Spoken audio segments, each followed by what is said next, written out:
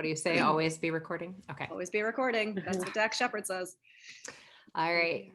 All right. So I'll do the little intro. We'll dive in. And it's Danae, right? Yes. Danae. Okay. Hopefully this coffee gets out of my throat. All right. Hey, everybody. Welcome back to another episode of Cheaper Than Therapy. Today, Danae and I are really excited. Actually, we've been nerding out probably for like an hour before we got on this call to talk to Madison Morrigan. And she is an international award-winning life coach, leadership consultant, sovereignty guide, and host of the Everything Belongs podcast. Centered on self-belonging, sacred self-responsibility, that one, spiritual freedom, and full expression, Madison coaches humans as they shed layers of old programming to come home to their true selves. Madison, thank you so much for being here with us today. Thank you. All that sounds so serious. Whenever you hear it talk back about yourself, you're like, that me? What? Yeah. Yeah. Madison, I am a little bit in geek out mode, and I'm just really excited to get to thank you because I feel like your writing has been so supportive of me. I went through a divorce 2 years ago, and I found your writing like shortly around that period of time. And I feel like there's so much of your writing that just feels like you're speaking to me as I'm going through a moment. And I'm just so excited to thank you for the support. And I would love if you would tell our listeners a little bit about how you came into this space of supporting certainly women in the way that you do, and just like this space of reclaiming yourself and really stepping into an authentic sense of capital S self the way you do so beautifully. Well, first of all, thank you for saying that. I just on a plane yesterday listened to the Huberman Lab podcast on gratitude. I don't know if you're familiar with his podcast, but he actually said that it's not making a list of the things that you're grateful for. It's fully receiving when other people give you gratitude. That is the actual gratitude practice. And so I'm just like taking a moment to acknowledge your gratitude and like receive it, and also congratulate you on your divorce, even, you know, maybe people wouldn't say it that way. I think we should actually. We need to change that conversation. Absolutely. Yeah, so congratulations. Thank That's you. fucking amazing. I love it. And I'm grateful that we connected in this way. I'm curious how far back you want me to go with how I got started in this work. Well, we did get a little bit of your write-up, and I do think your story, like your familial story, is really interesting, and I think it's one that probably a lot of people actually could connect to. So yeah, maybe start there. Yeah. Okay, cool. Because I'm like, there's some context, but like some people are just like, how did you become a coach? And that's like where they want to go. Nope, that's not what I want. We're depth psychologists. We want to know like the nitty gritty background. Like, tell us your trauma. Yeah, exactly. So I think most of us under the patriarchy and under all of the supremacy dynamics that exist were born into traumatic environments, even though we didn't all know that. And so I think my family was like a microcosm of the supremacy we see in the culture. And in that, I'll say, you know, I have 6 siblings. None of us have the same 2 parents. I was the oldest child, so I saw many divorces, and my father is an alcoholic. He went to prison. And like, if you're checking the ACE score, I'm just like up there in the not so good category of like high adverse child experience. And as a child, I definitely like, you know, that something is wrong. Like I knew something was wrong, but also I didn't have a contrast to like healthy family dynamics. Like I didn't have anyone telling me like, your intuition is correct here. The things you're speaking to are correct. In fact, I kind of came in, and my poor parents, I was an extremely intellectual child. And so I would ask questions about like, well, the things that you're saying like don't add up, and why doesn't this make sense? And having a child like that, I'm sure, is exhausting. So bless my parents, but also there was like real trauma happening, and no one knew how to address those things. And the more I spoke to them, actually, the more abuse in my family continued. And so there was verbal, psychological, and sexual abuse in the family, along with alcoholism and deep codependency. And around, it was 8 I was 8 when my dad went to prison for drinking and driving. And he came out a born again Christian and basically transferred his addiction from alcoholism, which is certainly a dangerous addiction, to conservatism, which is its own kind of addiction, but also like not life-threatening in the same way. And so that was my first exposure to Christianity, although I didn't necessarily receive it at that time. It wasn't until high school and the home with my mom and my stepdad got particularly abusive. Like the more myself I became, the more the abuse actually got bigger in my household. And there was a sense of ownership over me that one of my step parents had that was extremely toxic. And so I essentially started looking outside of the family home for a parent, for a loving person. And I was sought out by a lot of mentors. I guess I have one of those personalities that a lot of people are like, I want to mentor you. I want to speak into you. Like, you are a gifted person or whatever. And so I had a lot of adult people wanting to invest in me from the church. And that felt so good to be seen and to be acknowledged. And also that, God is love, and all of that really resonated with me. And so I indoctrinated myself in late high school into Christianity and basically filled all of my time that I would be at home with things outside of the home, like youth group, church, work, dance lessons. And so by senior year, I was really only home to sleep. And then, of course, I went to college. Went to college at 17, and I live in Missouri. And so I went from St. Louis, which is certainly religious, to Springfield, Missouri, which is the buckle of the Bible Belt. Assemblies of God headquarters is here.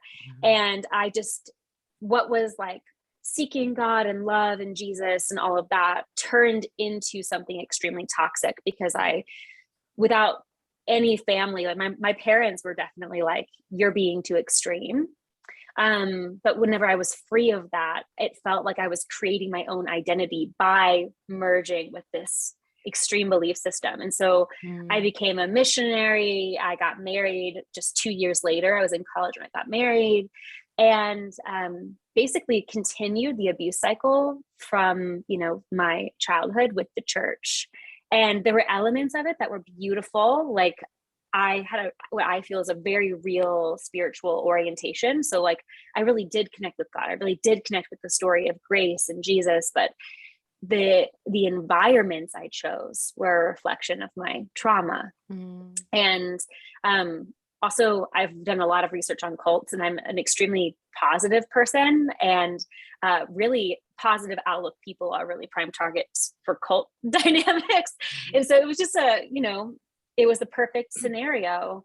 And when I graduated college, I was actually wanting to be a sex therapist, and I was married though. And so I didn't have the money for myself and my ex-husband to go to college. So he went back to school, and I just started exploring how could I use my undergrad in a way that I could get started serving people now. I had a communication and psychology degree, and I had mediation, all the certificates. And so I found coaching. And at that time, my body started shutting down. And so I developed deep cystic acne. I would have I didn't want to leave the house, the kind of acne where you're just this isn't having a little breakout. It was chronic, painful acne. I stopped, my body was just I thought I was getting fibromyalgia. My back was always hurting. I had IBS, all of the symptoms. And now I know those are manifestations of trauma. Right. And my weight dropped down so low. I was probably 25 pounds smaller than I am now. And I'm a small person. And it was just because my body wasn't holding food, wasn't holding weight. And I was prompted by a friend whenever I shared some stories from my childhood, and she was like, that's fucked up. That's some of the things that I won't share here, but she was like, that's trauma. Right. And because in the church, I thought God's grace would kind of wash all of that away. I didn't really understand that I needed deeper support than just to be loved by God, in the same way that the high vibe community can just be just think positive intentions and bypassing. Yes. And I was bypassing all of the trauma. And then I was thinking and being shamed in the church that all of the manifestations of trauma were sin. And so it was reinforcing in all of these ways where my body is screaming, but I'm not praying enough. So I'll do more prayer, but I'm doing it the wrong way, and I'm being too much because I'm a woman. And it spiraled into obviously an abuse dynamic. And I started going to I found this amazing trauma. He's not really a trauma therapist. He does a Christian version of kinesiology, applied kinesiology. And so really I was getting energetic work done. And within 6 months, all of the symptoms were gone, physically. all of my anxiety was gone. And suddenly I had this major disconnect with religion, and nothing made sense anymore. And so then kind of at that point, I actually had undergone a coaching certificate because I wanted to get started until I went and got my master's doing something. And that guy, my therapist, was like, you really don't need to come like every week like you've been coming. He's like, you can kind of lay off the healing for a bit. Although that was maybe 9 years ago, I've been continuing that journey. He kind of released me and said, like, you just go and live for a little while. Right. And in that time, I became a coach. And within a year, my coaching practice grew to the point where I like quit all of my other jobs because I had lots of jobs trying to make ends meet. And then my faith just totally deconstructed. And so I had to leave, just almost like an abusive relationship with the church. I had to leave that. So my coaching went from like, I help you achieve your goals post-college, to people started seeking me out because I was sharing my journey online. And all of that, I mean, so much healing has happened since even then. I came out, I got a divorce, I am no contact with family members, and I'm just living much more healthy now, been through much more even trauma therapy since then. But all of that kind of gave context to what does it mean to live a life where you belong to you? Because through my trauma, I realized that all of it was, I belong to a parent, I belong to God, I belong to my husband, but I never belonged to me. And all of those relationships, I realized, my relationship with the church only works when I'm broken. My relationship with God only worked when I was broken. My relationship with my husband only worked whenever I thought I was broken. My relationship to my mother only worked when I thought I was broken. And I was like, oh God, what if I'm not broken? And what if all my relationships are built around that? So that's a short, long version. Thanks for listening. It's amazing how deep I don't even know in where to my go. body. I'm like, my whole body is vibrating. Yeah. Oof. I feel like I do need to let that sit for just a moment. Yeah. What I will say that I thought was interesting that came up when you were speaking was around this idea that even when you were young, you might not have had the words for it then, but you still had an awareness that the more you acted like you, the more you actually tried to embody you, the worse the abuse got. And, look, we could talk about that from the clinical perspective, obviously, Danae and I being therapists, and the whole idea of the identified patient, right? And when families come in and they're like, fix them, there's something wrong with them. And it's like, well, no, actually, they're just speaking to all of the trauma and all the bullshit that's going on in the family dynamic, right? And so many times the family doesn't want to see it, right? It's a mirror back to them. And so, I mean, there's no real question in that other than just to say, like, what a perfect example of exactly how that shows up in dynamics. Like, you act more like you, and it gets the attempt to squash it because you acting like you is a mirror back to those parental figures about some of the real fucked up shit that's happening, right? And they probably weren't able to see it or didn't want to or weren't able to tolerate it. It's just, it's fascinating.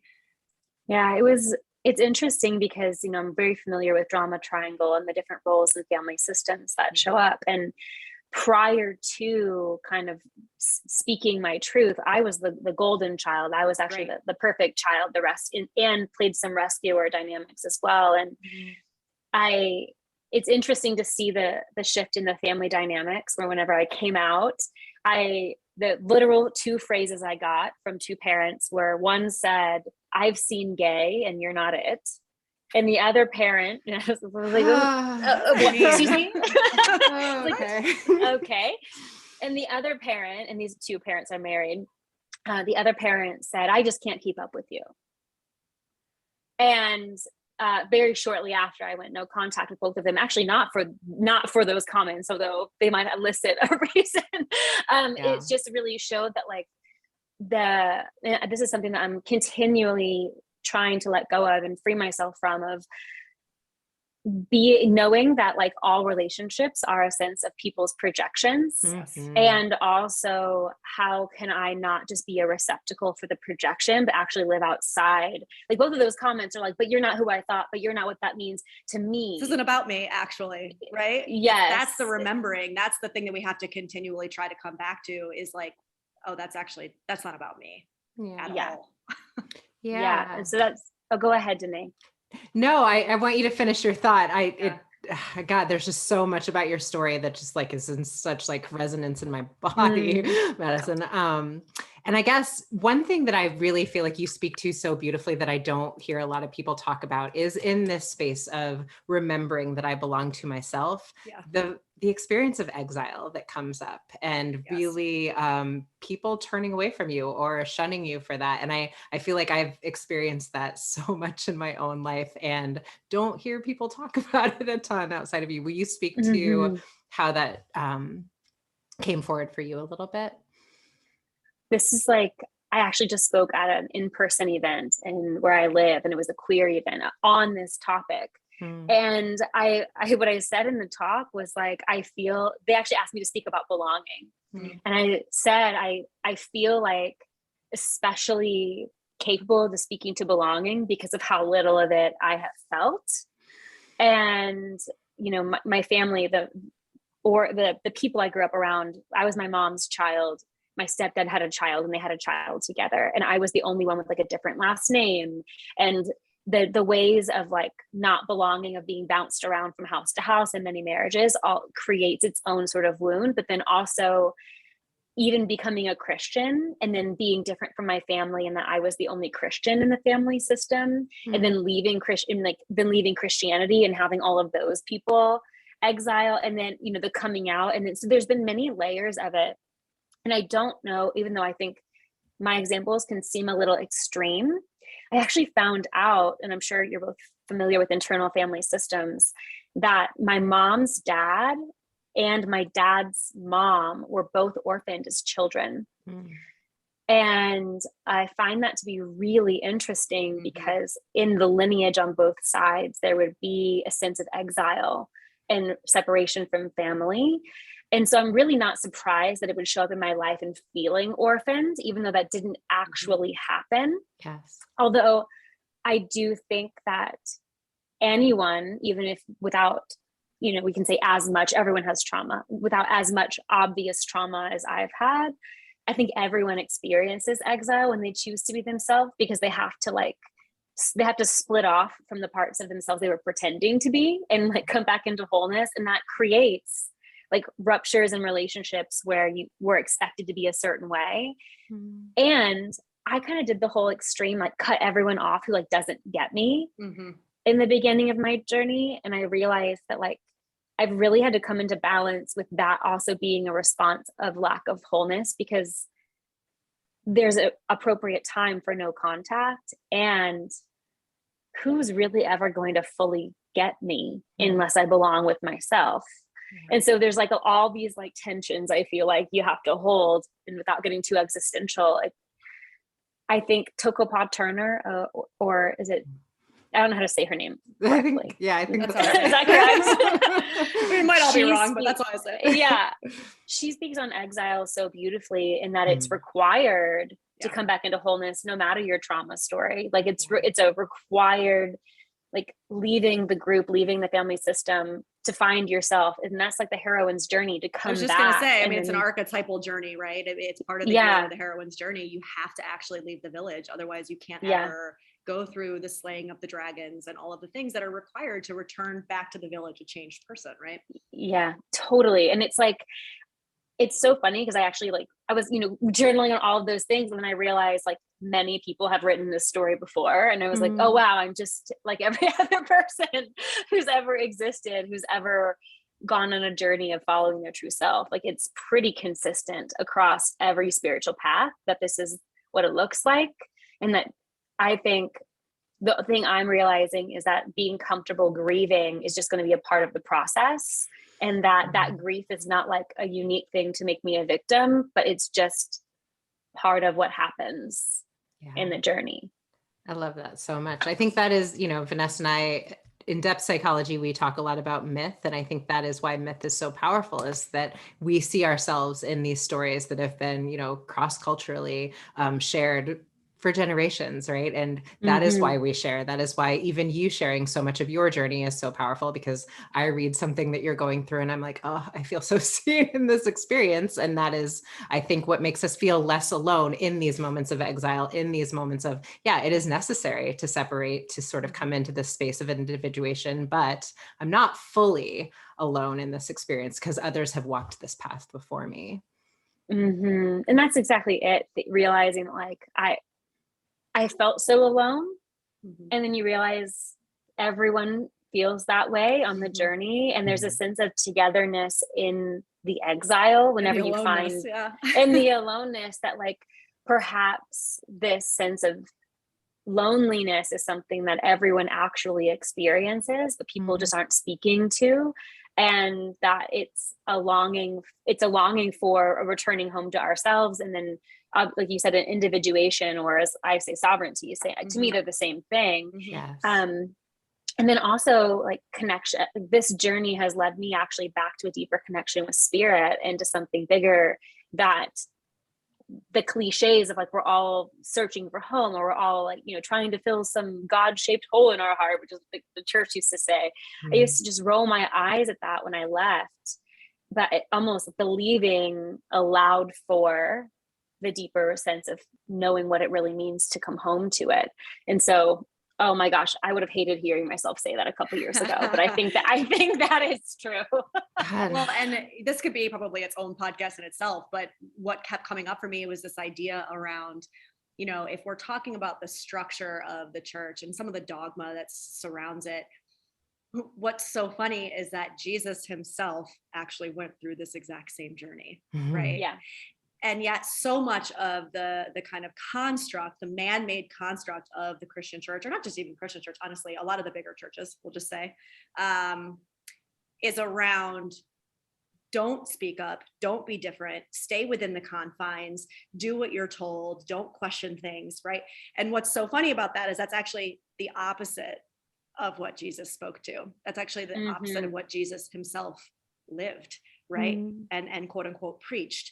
And so it's just, I guess, a thought about how man can take something that actually is meant to empower us and embolden us and help us find ourselves and belong to ourselves and say, no, don't get too big. Don't stray too far. You need to stay here and be good and be what we tell you to be.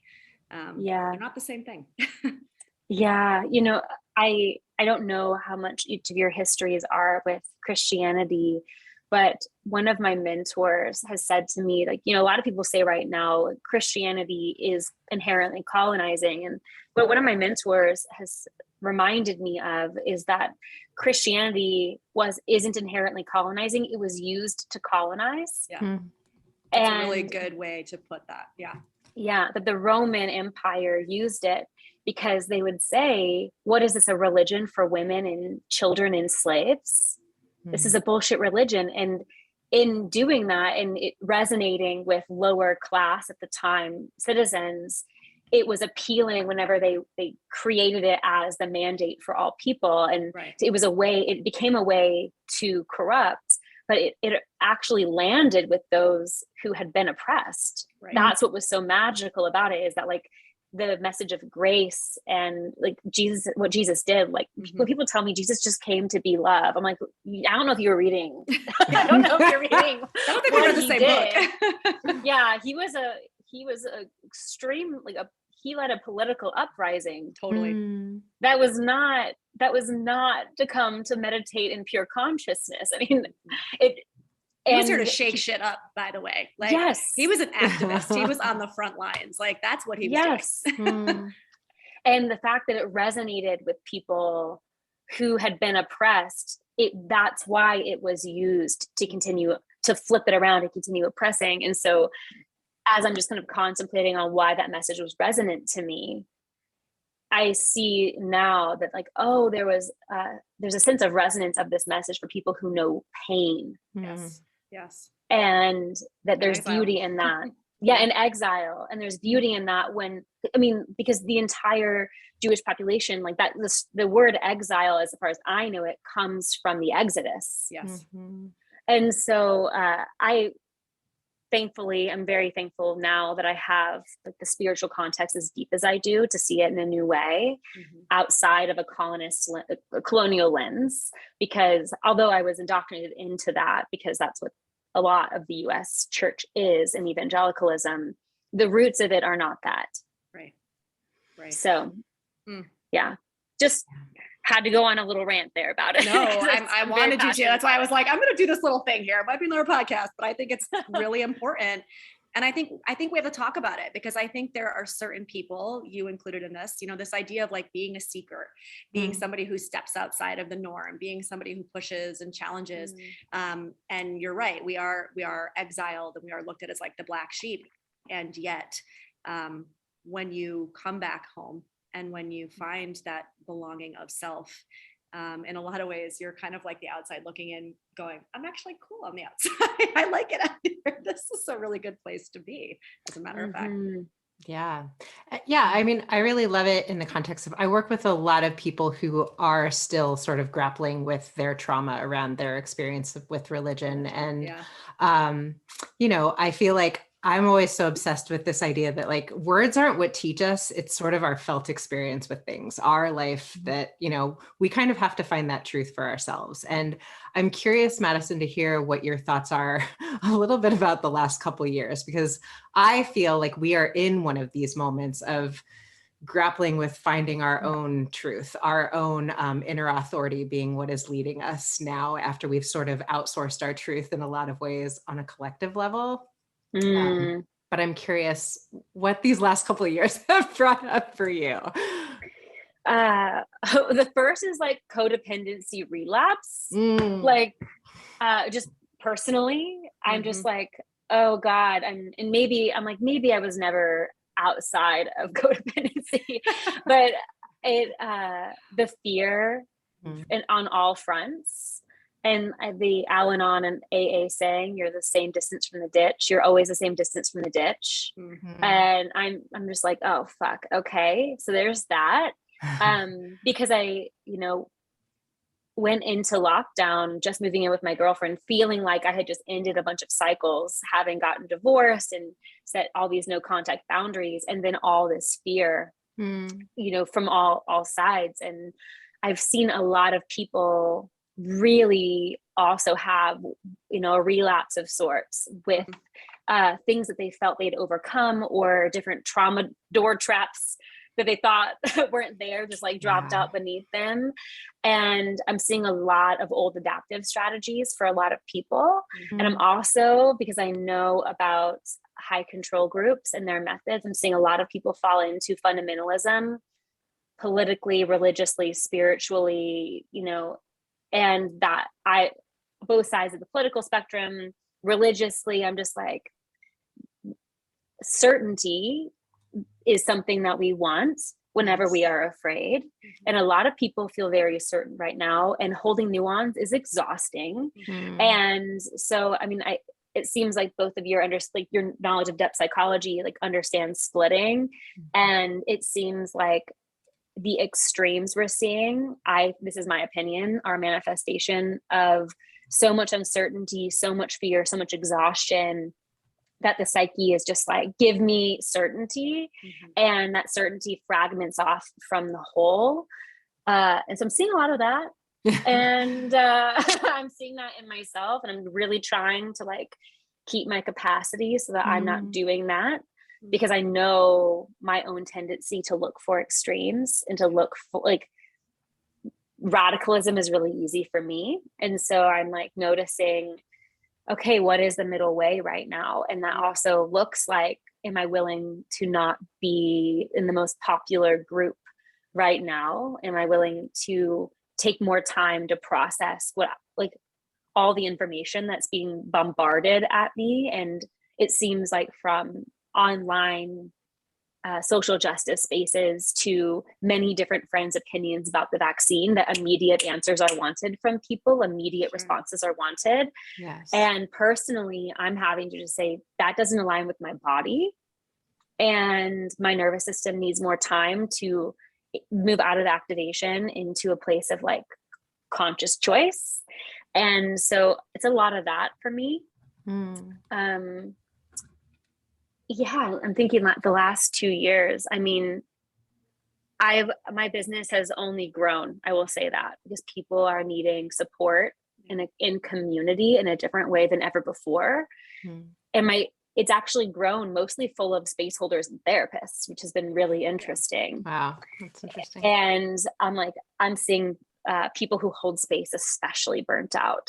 Yeah, I see that too a lot. So I have so many thoughts, of course, on like all of the things, but that's like the most present to myself and the people that I'm talking to is like, how do we also hold space and be there for people who have many divergent experiences of this pandemic, people in my life where my business has grown, people in my life where their business has ended. Mm. And just holding that tension of like, how do I choose to hold the privileges I have and the reasons why my business grew and all of that, knowing that like the person right next to me or a friend or whatever has had their whole life crumble in the last 2 years.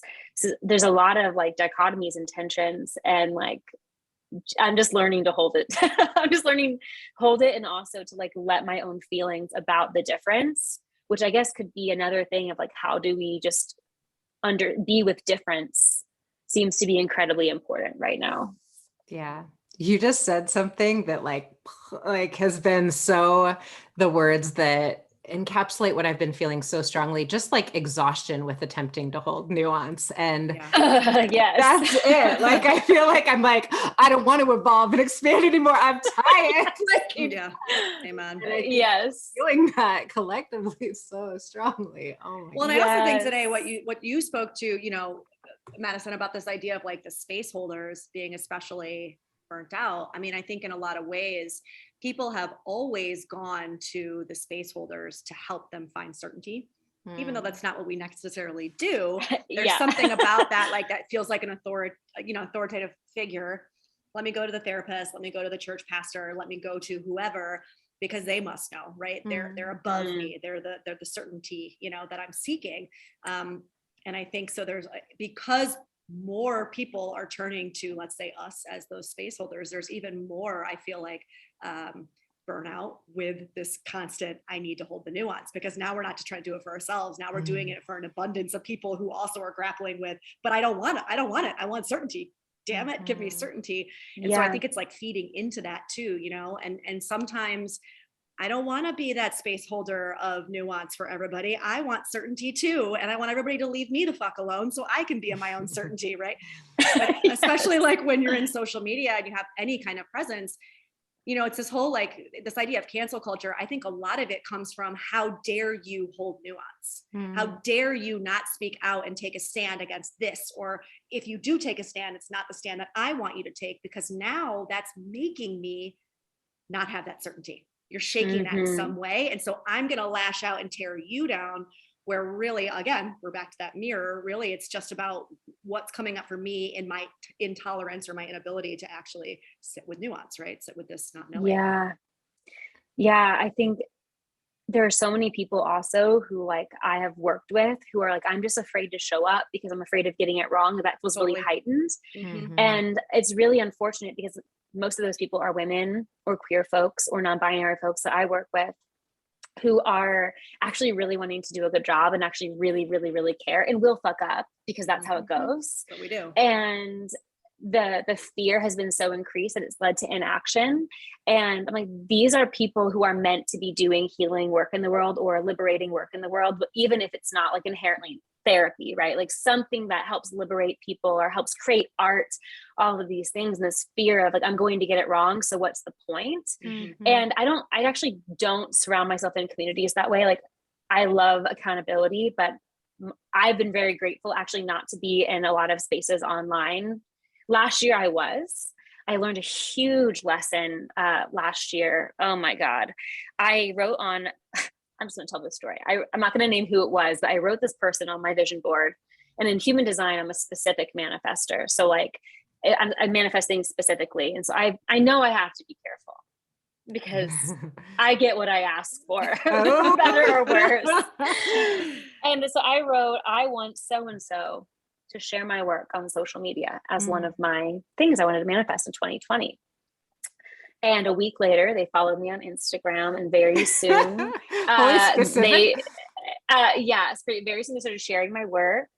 And then very soon after, they started getting canceled in a very big way. Mm. And then I started getting canceled just by knowing them and not knowing the nuances of like what even was happening with them. I have a feeling I know who you're talking about, but we won't name it. Yeah. So, some people who paid attention to any of those things last year will probably know immediately. Mm. And I really liked this person, and I really wanted to have conversations with them about what was happening. I was also holding space for people being canceled in affiliation. So it was like all of these ways that I also wasn't able to publicly talk about it, because some of these people were my clients, some of these people were my friends, and I was trying to navigate like how do I know all these things that I know, and all of the different contexts and the ways that I hear about this, within also continue this relationship and also be in my integrity online. Because some of the things that were being told to me, both in my practice from other clients, from my clients, and on social media, were concerning about this colleague. And I ended up posting the interview that we did. And I said, you know, this is a very complicated thing, because the person wasn't willing to have a conversation with me about it. And I understand that boundary, because they were being, you know, came out from all fronts. So they must have been exhausted. Then I realized like I wasn't sleeping because of my hooks around what was happening with this. And so I ended up posting it, and they were so upset with me that they closed the friendship for the way that I shared it. And it was this huge fucking lesson in giving away my power, because I realized that this person had many more followers than me and have more credentials than me. And I felt like because they were sharing my work, and all this was unconscious at the time, if they shared my work, that's why I wrote it on my fucking vision board. If they shared my work, I would be someone, I would be something, until it came with all of the bullshit it came with. And then I was like, what am I supposed to do now? My integrity is on the line. Also, I don't actually know this person. Yeah. Like I only know them a little bit. Yeah. And they're great as far as I know, but like, do I actually know them? And I started realizing just all these hooks in the industry and in social media that I had let into my life and dictate my choices. And then I was like, oh my God, most of my choices online about how I present myself are about the way colleagues see me and not about service. And that's a fucking problem. And so it just like made me real. I was like, I'm giving away my power. And all of this has to do with me. And all my relationship with cancel culture has to do with me. And after that, I like did a visualization where my entire business is encapsulated in just grace, and like people who don't want to do that can't even see me. Like they can't even perceive me. And just honestly stopped following many colleagues, I just wanted to unhook from, yes, because it was toxic for me. And that's when I say codependency relapse in 2020, like it was like this hyper socialization that had, as a result of my childhood trauma, had been transferred onto social media. And I was like, this is a huge leak, and it's not even to be of service of my clients. And I want no fucking part in it. And so I don't even know why I brought that up, but basically cancel culture, my power, sovereignty. I was like, this is just another spiral of the same fucking thing. And I don't want to do it anymore. I love that, because even if you're somebody who's listening who doesn't, you know, play in the space of social media as part of like your business, I actually think that brings up a really important question and challenge that people can take away with, which is like, what part of these areas of yourself that you are attempting to understand and examine and potentially like break down in order to build back up are being activated by how you show up on social media, by how you consume social media. Social media has a lot of amazing qualities, right? This is that nuance. And to your point, it's like, oh, there's my codependency being reactivated in this space. I thought I had done that work, right? It's always like the thing we say in our head. I thought I did that already. I thought I already, climbed that mountain. But I actually think that's a really good challenge, even to like the people out there that are just sharing with their 200 family and friends. Like, what is this bringing up for you, right? How are you engaging in it? Are you engaging in it as your highest self? Are you engaging in it as your lowest self? Like, what is your expectations, right? Like, there's just a lot of really good questions I think that we can ask ourselves around how we show up in that space. Yeah. And even whenever I was trolling the comments, like sometimes I wasn't involved, I was just reading. on high alert, just like reading what was going on. And I was like, this is actually like, in terms of addiction, which I think codependency is, this is, again, I'm the same distance from the ditch, and I'm feeding the addiction, I'm feeding the fear, I'm feeding the drama in my life. And it wasn't good for me. It wasn't good for my recovery. And I was pretending that it was, because I thought, one, it's for my business, two, it's for social justice. And I kind of just call bullshit on myself for that, because who was I helping by reading all those comments? How was my activism moving anything forward? It wasn't. It wasn't. I was in a state of fear and immediate response. And since I actually unfollowed a bunch of people who participated in online call outs where I felt like I was learning from the call outs. And there's a time and place for that, but it wasn't good for me. And so now I'm like, I've had to just reevaluate what is my activism through my choices, because that's not it. If it re-triggers me into a place where I'm actually perpetuating, which I think that codependency and narcissism on the micro are the same thing as supremacy on the macro. And so I was like, this is the same thing. I can't do it. Yeah. I love so much this thing of like, you're this incredibly powerful manifester, so much so that like a week later, this thing that you envisioned came forward. And yet there's like this externalization of my power. Like somehow I need some source outside of myself. And I actually, and it's also like just the like trusting in divine timing, and that like whatever is meant to unfold in the way that I am best of service in this lifetime will unfold as it needs to. And I don't actually have to figure out. And if I do, there may be a consequence, but I just think that's so powerful. There's all these ways, like whether someone has like a perception of us that is positive or negative, like I don't want to be involved in that. And I think I've had ways with social media that I've sort of learned that as well. Like none of it's really that great to get involved in, because up on a pedestal, that can be a place to fall down from as well, right? And it's always projections, to the point that you were making before. It's never real. It's never actually about who we are. Yeah, exactly. And the externalization of the power, it's like, I was the one who manifested that experience. I was the one who drew this person towards me. And yet I was thinking, and really, to like name what I did, bless this person, I was using them and I didn't know it. Sure. And I think that happens. We do, I mean, outside of social media, that's really, that's codependency to a T, right? I'm using you, but I'm pretending it's actually out of the guise of my kindness of my heart, right? Yes. And how often, like outside of social media, outside of influencing, outside of space holding, that like we do that, and we think we unconsciously, it's like, oh, it's so good to be around this person, but whatever the fuck the story is. And it's like, no, it's an externalization of my power. And I actually, although it's like an easy way to feel powerful, it never leads to what I want.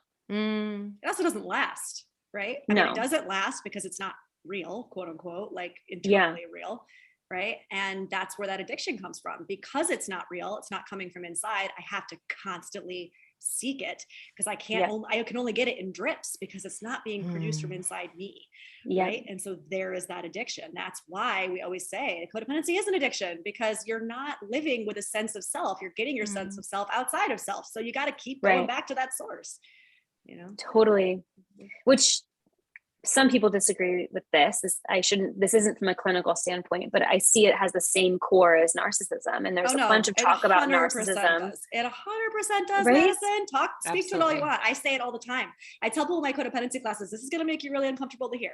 But the reason why you and narcissists are so attracted to each other is because y'all are a lot alike. And let me tell you, a lot alike, right? Yeah. And I don't mean narcissism in like as a judgment. I mean it as like, it's a shame core. It's like they're at the core, their shame of not being able to be your full self. And I think if we stopped using narcissism to judge the people we don't like, and just saw that everyone, if we are not in our power and in our wholeness, that we will have a tendency to behave in that way, whether it's overt or covert, then we like, the less we stigmatize that, which is like, I feel tricky about even using the word, because it's such a buzzword now, and it's used to throw on, oh, my ex is a narcissist, and like, they're a narcissist, everyone's a narcissist. I'm like, yeah, that's actually right. Everyone is. And I actually think that most people are, and I actually follow Narcissist Recovery Center, which I think has changed their name, but she speaks to this really boldly. And I appreciate it because it's to destigmatize, like the core is actually shame. The core is actually unworthiness. The core is actually powerlessness. Yes. And when we heal that, we no longer have to be operating in the way that we're seeking outside of ourselves. And bless Al-Anon and AA recovery, because I do think that they are speaking directly to this without using the word narcissist, because that word is just so used right now. And maybe I need to evaluate, even if I want to keep saying it. I know. I mean, I say the same thing. I'm like, I say the same thing about codependency though. Like when I teach on it, I'm like, I feel like codependency and narcissism are two words that get thrown around in this kind of pop psychology, social media landscape we've got going on now. And people don't really actually understand what it truly means, and they don't use it. And also, I think when you're throwing around anything, once again, this is like the third time I've said this during this 1 hour conversation. What are you looking into the mirror for? Like, you continue to use this term, whatever it is, narcissist, codependent, whatever, and you're throwing it around. I mean, we probably should turn that around on ourselves, right? Like, you know, it's like I say to people, okay, if everybody's a narcissist, then why are you so attracted to narcissists? Like, why are you the only one that happens to be around all the narcissists? Like, if that's really what you believe, then we need to turn it around. Yeah. And maybe the more useful inquiry becomes, where is their narcissism in me? Where is their codependent tendencies within me? Because absolutely, I agree. Like, I've gotten to the point where I think we're all grappling with our own narcissistic tendencies 100%. And we need to stop the labels, because I think they exist within all of us. Absolutely. Yeah. It's like, if we remember that, like, a lot of the reasons we believe these things are looking outside of us is because we've actually been socialized to believe that it's outside of us. And I'm cautious to just throw it all onto, like, it's only the system that's the problem, because I also understand the human psyche inherently looks for something outside of itself. And so, like, the systems didn't just happen. Like, we created them, like the humans made them. And also, like, seeing how it happens in the micro is like, oh, we're looking for something outside of us. What does it look like to reconnect to our power? What does it look like to reconnect to source? And that's spirituality. And I think that's what's reled me from, you know, going into trauma therapy, thinking I wanted to just become a therapist, into psychology, looping back around to this place of, like, all of that. And what does it look like to reconnect to source as my source, and have a healthy attachment to myself and to God and the earth? Because if your listeners listen, like, no attachment styles, there's a lot talking about that and right now online. And it seems that the only thing that supports me to develop the most secure attachment isn't just attachment to people, it's attachment to earth and to myself and to God or source. And so I'm like, how do people develop a, like, secure attachment without knowing they're safe on the earth? You know, I don't know that I haven't seen that that's possible. The people that I know who have a secure attachment, they're healthfully attached to their right to be here.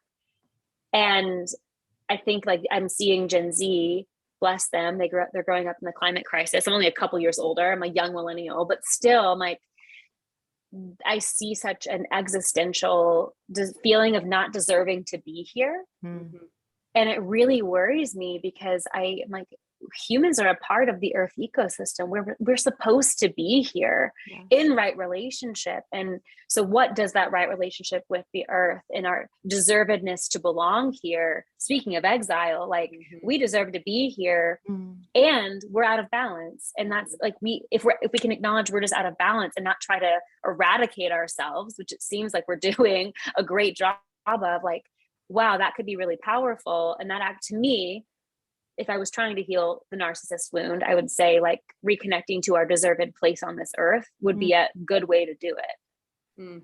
So those are my thoughts. Thanks for letting me share. I mean, I love it. I'm just so make this a 2 hour conversation. I mean, I feel like we're never like, no, can we keep going? Like, we could talk to you forever, Madison. And I'm so struck by how often it always comes back to self-worth. It always, like, that's where we land every time. Every time. Oh my gosh. Well, Madison, we have questions that we ask all of our guests. I feel like I just want this conversation to keep going, but we want to be mindful of time and your time. So our rapid fire questions. The first one is, who have been your greatest teachers, mentors, people that have inspired or impacted you along your journey up to this point? Okay, I should have my list out. So the first would be Jesus, Mary Magdalene, Sue Monk Kidd, Steph Jagger was my first mentor. The work of Hiro Boga, Lair and Alta, Bridget Videkins. I think that's actually how you say her last name. I mentioned Tokopah Turner. I actually only read that one book, but it very deeply impacted me. Yeah, so good. There are more. And actually, if anyone wants to know, I have it on my website. If you like go down to the very bottom of my like homepage, it'll say thank you mentors, and you can just click on that, and I have a list of those people there. Wow, beautiful. Okay. So the second question is around flow. So what do you find yourself actually participating in when you are in a state of flow? Conversation. I love conversation, like conversations like this. Conversation. I could also get into like piddling and cleaning my house, listening to podcasts or music. And I get into flow around art whenever I let myself have time for that. Beautiful. And what breaks your heart, Madison? Lately, it's like everything. I feel like I finally let myself feel grief. And it feels like everything is breaking my heart. And I think that that's in a good way. Like, I feel like the last 2 years, Danae, speaking of the things that like I've learned, I just feel like the last 2 years have like broken open so much grief, and it like keeps widening. Like the picture I get is like a rose that keeps blooming, and it just keeps blooming and keeps blooming. And it's like, it kind of like creates this like torrent energy situation. I feel like the grief feels like that. And it's like the more I'm letting myself feel it, which certainly has not been all the way, the more access I have to love. And so everything. Yeah. Oh, beautifully put. Yeah. And then the last one is a doozy. What is your favorite food? Oh my God, I love food.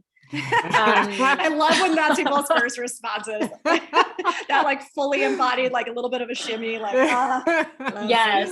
One of my best friends, she points out that when I'm eating anything that I like, I just do this. Yeah.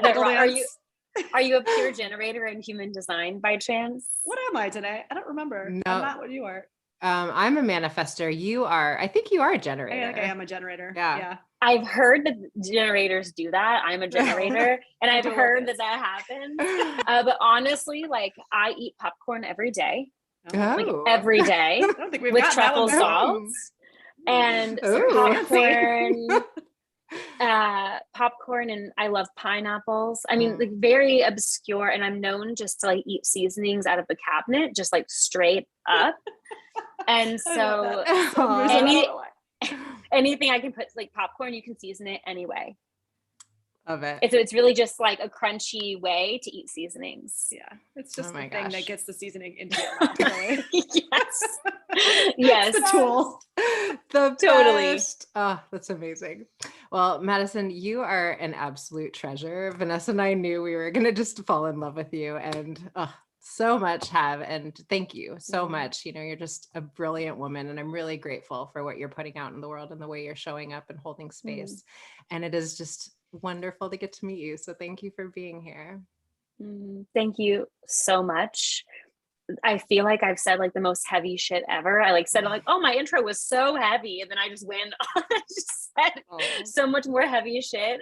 But it's almost like, I guess I feel like if you go through all of that, like everything becomes really fun.